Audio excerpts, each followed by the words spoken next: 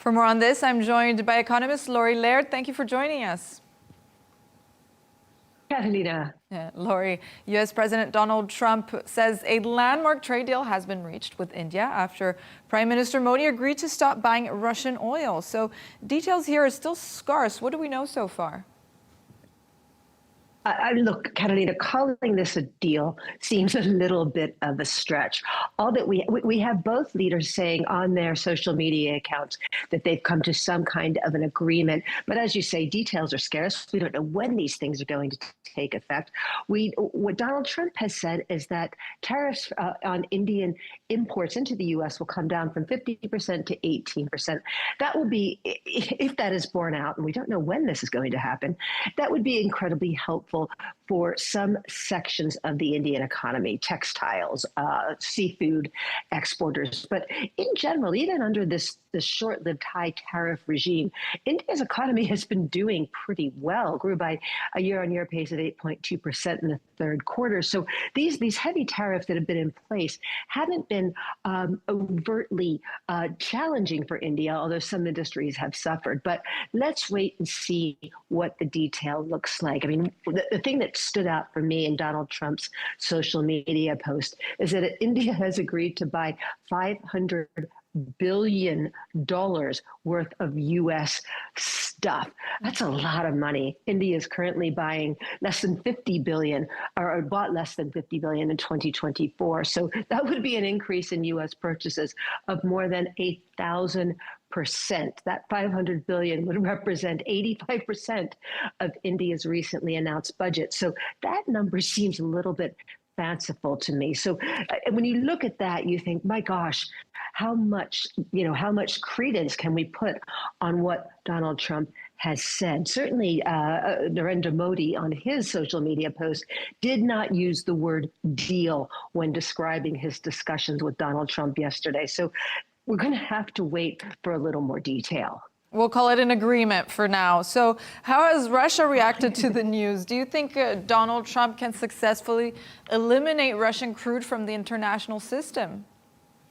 Well, Donald Trump has said that India has agreed not to buy Russian crude oil anymore. India has not said this, but in terms of removing Russian crude from the international system, this is one of these things where Donald Trump might want to be careful what he wishes for. Crude oil prices are creeping up anyway. You know, the narrative toward the end of last year and the beginning of this year was that the world was awash in oil. Oil prices were going to go permanently lower. Maybe we're going to see $50 a barrel.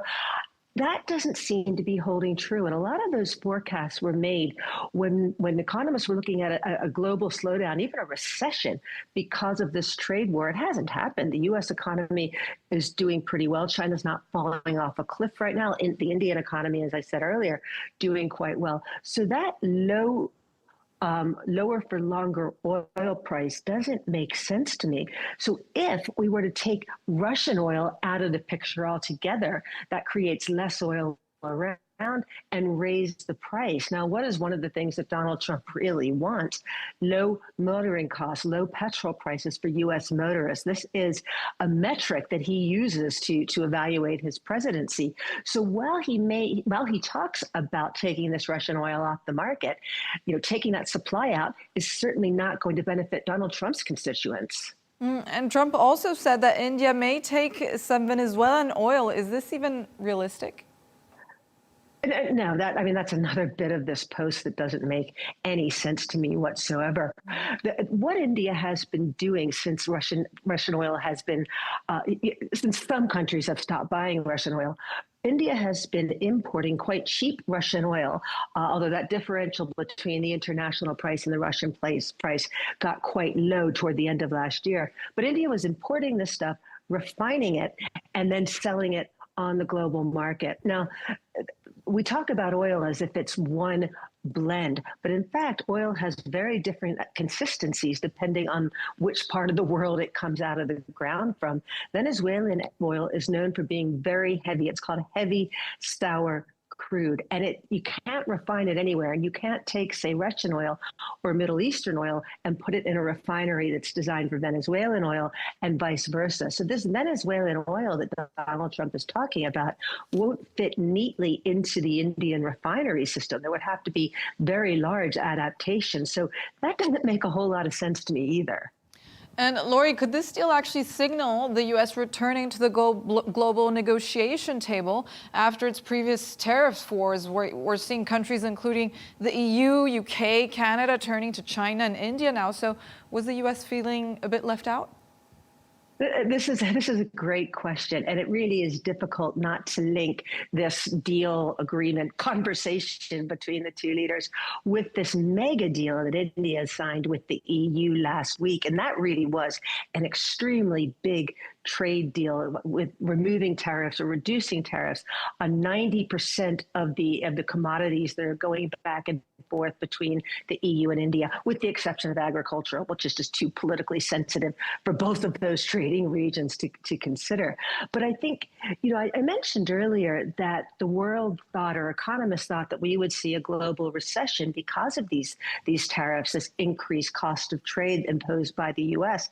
As of yet, that hasn't been the case. I mean, America has really tried to target China, but China had a record high trade surplus in 2024. We're seeing that countries, through these deals like what we just discussed, and through diverting trade, we're finding that big trading countries like China and like other places, Vietnam, are finding ways to trade with people that aren't the United States. And remember, the US, it's a big market, it's an important market, but it only takes up 17% of global imports. So once countries got over the shock of these tariffs, they seem to be finding that they can find other trading partners outside of the US.